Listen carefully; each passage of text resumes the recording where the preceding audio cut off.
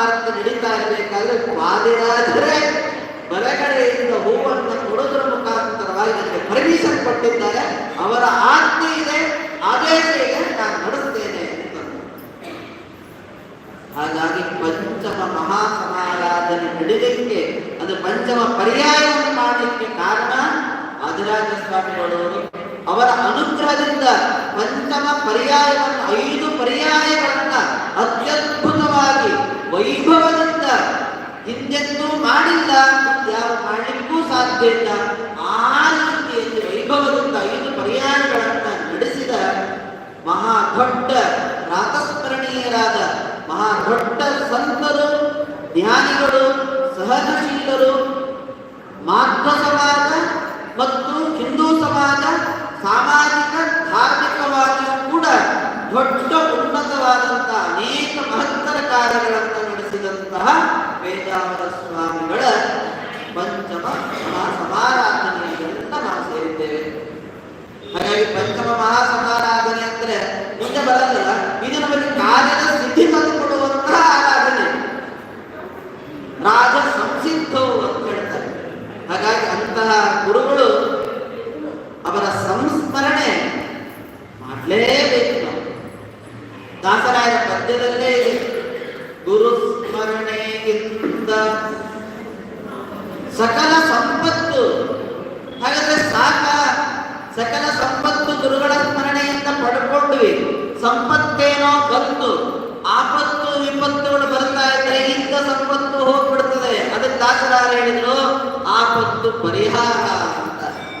ಗುರು ಸಂಸ್ಮರಣೆಯಿಂದ ಆಪತ್ತುಗಳೆಲ್ಲ ಪರಿಹಾರ ಆಗ್ತವೆ, ಒಳ್ಳೆಯ ಸಂಪತ್ತು ಸಿಗುತ್ತದೆ.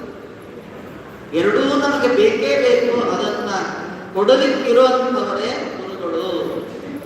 ಗುರುವಿನ ಗುಲಾಮನಾಗುವ ತನಕ ದೊರೆಯದಣ್ಣ ಮುಕುತಿ ಎಂತಂದಿದ್ದಾರೆ. ಈ ಬಂಧನದಿಂದ, ಅನೇಕ ಕಷ್ಟಗಳ ಸಂಕೋಲೆಯಿಂದ, ಕಷ್ಟಗಳ ಸರಮಾಲೆಯಿಂದ ನಾವು ಬಿಡುಗಡೆಯನ್ನು ಹೊಂದಬೇಕಾಗಿದ್ರೆ ಇಂಥ ಮಹನೀಯರಿಗೆ ನಾವು ತಲೆ ಬಾಗಲೇಬೇಕು. ನಮ್ಮ ಅನುಭವ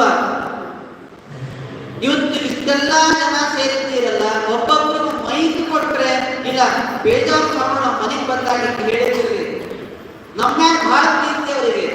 ಪ್ರತಿಯೊಬ್ಬರು ಹೇಳ್ತಾರೆ, ನಮ್ಮ ಮನೆಗೆ ಪಾಲ್ಪೂಜೆ ಬಂದಾಗಂತೂ ನಮ್ಮನ್ನ ಗುರುತಿಸೋದು ಅಲ್ಲದೇನೆ ನಮ್ಮ ತಂದೆ ತಾಯಿ, ನಮ್ಮ ಅಜ್ಜನ ಬಗ್ಗೆ ಹೇಳ್ತಿದ್ರು.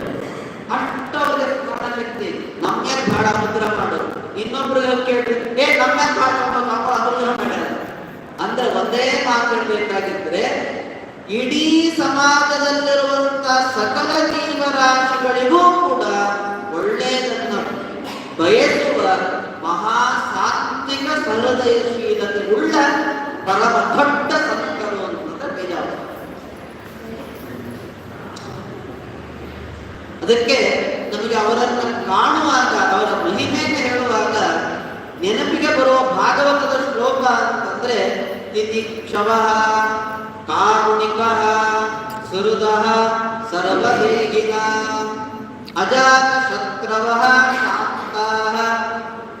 ಎಂತೆಂತ ಒಂದೊಂದು ಭಾಗವತದ ಧರ್ಮ, ಒಂದೊಂದು ಭಾಗವತದ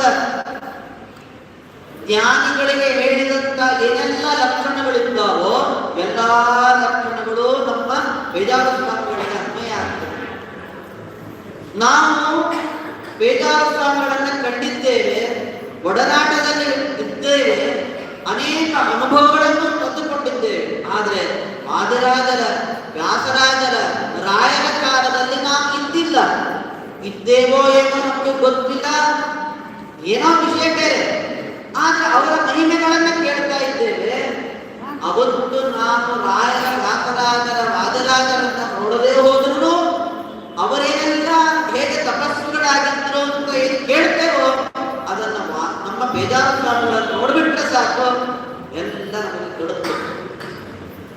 ಅಂತಹ ಬೇಜಾರ ಸ್ವಾಮಿಗಳವರು ತಮ್ಮ ಜೀವಿತ ಅವಧಿಯಲ್ಲಿ ಅನುಭವಗಳನ್ನು ಕಂಡು ಹೇಗೆ ನಾವು ಜೀವನದಲ್ಲಿ ನಮ್ಮ ಸಮಾಜವನ್ನ, ಹಿಂದೂ ಧರ್ಮವನ್ನ ಹೇಗೆ ನಾವು ಸ್ಥಾಪಿಸಿ ಗಟ್ಟಿಯಾಗಿ ಇದನ್ನು ನಿಲ್ಲಿಸಬೇಕು ಅನ್ನೋದನ್ನ ಊರೂರು ತಿರುಗಿ ಅನುಭವವನ್ನು